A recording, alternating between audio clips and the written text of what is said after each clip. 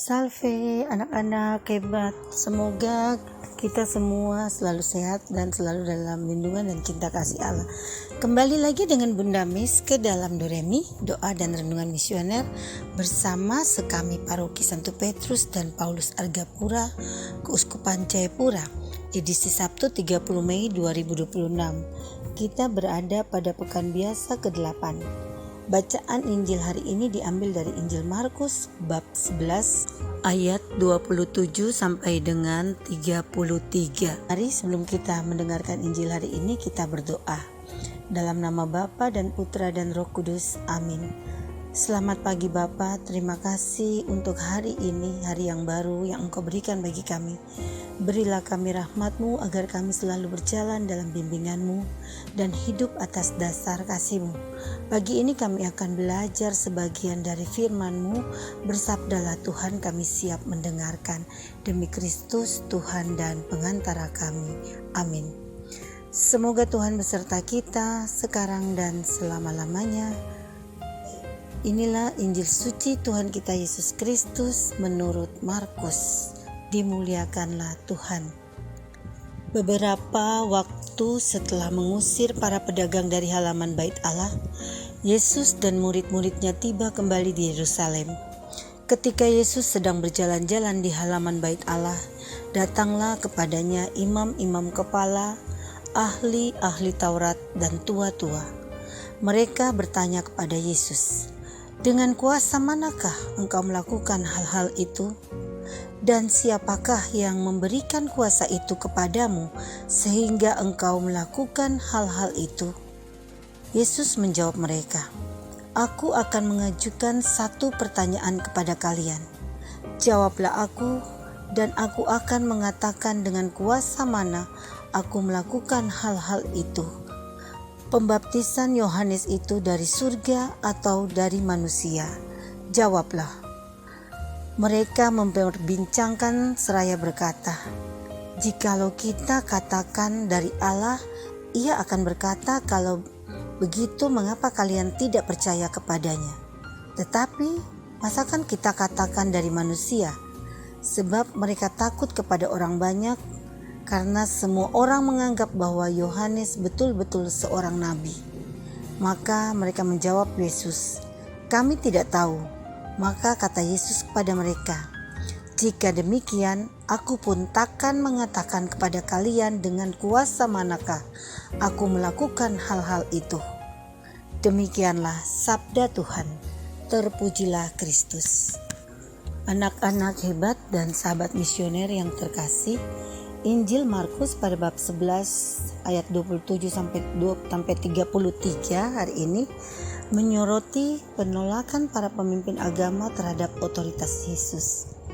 Menghadapi pertanyaan menjebak dari imam-imam kepala dan ahli Taurat, Yesus membuat mereka tidak bisa berkata-kata atau menjawab dengan hikmat ilahi.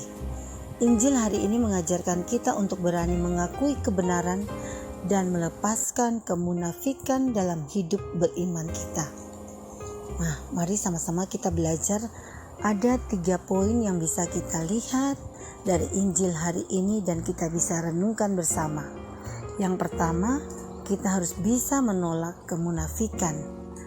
Para pemimpin agama bertanya bukan untuk mencari kebenaran, melainkan pertanyaan mereka itu justru untuk menjebak Yesus. Mereka tahu kuasa Yesus luar biasa, tetapi hati mereka tertutup karena gengsi dan takut kehilangan kedudukan. Jadi anak-anak dan sahabat misioner, kita jangan jadi orang yang munafik, jangan mengatakan yang salah jika kita tahu kebenarannya.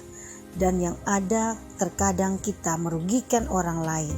Kita hanya mementingkan diri kita dan merasa agar orang tahu kita tahu segalanya.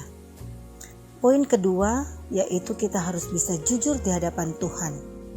Saat Yesus bertanya tentang baptisan Yohanes, mereka, para ahli Taurat dan tua-tua tadi mereka berdalih dengan menjawab tidak tahu, padahal mereka tahu. Mereka mengatakan tidak tahu hanya untuk kepentingan mereka sendiri, untuk menyelamatkan diri mereka sendiri, agar tidak ada pertanyaan balik dari Tuhan.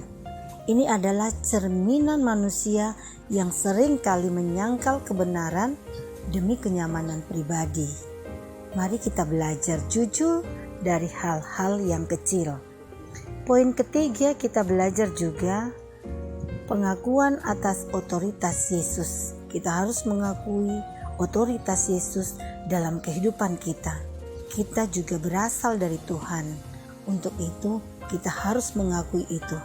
Yesus tidak menanggapi niat licik dari para tua-tua atau para imam-imam kepala tadi.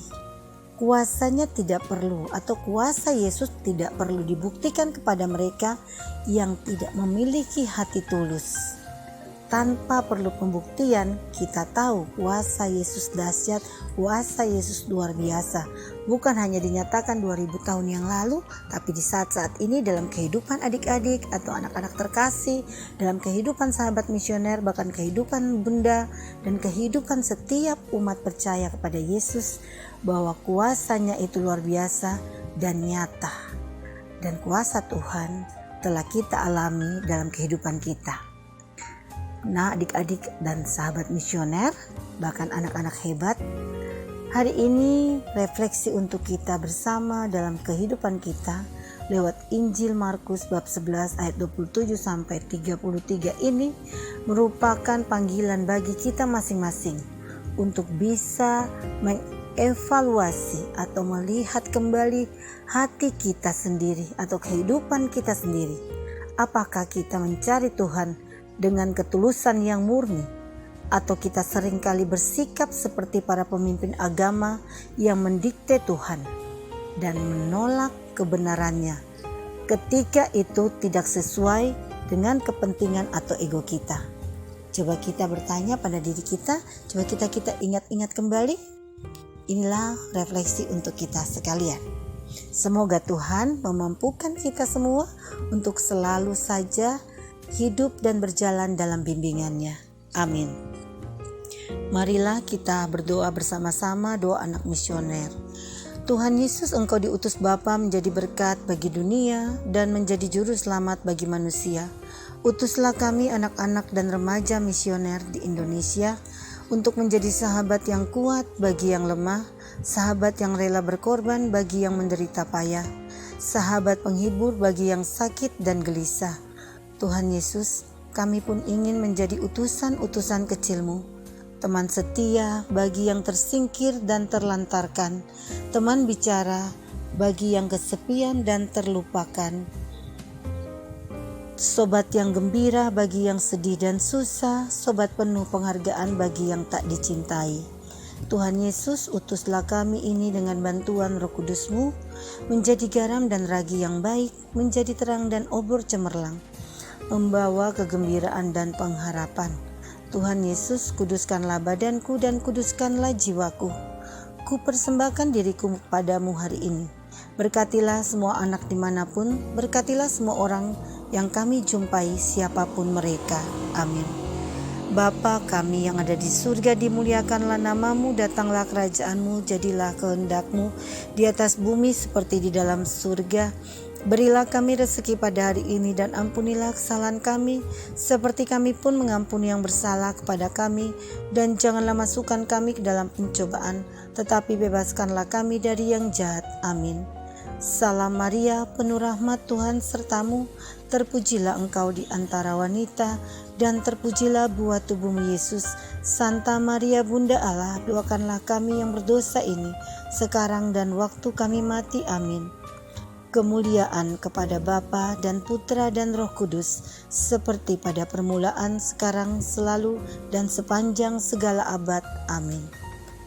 Semoga kita semua selalu dibimbing, dilindungi, dan diberkati oleh Allah yang Maha Kuasa, dalam nama Bapa dan Putra dan Roh Kudus. Amin.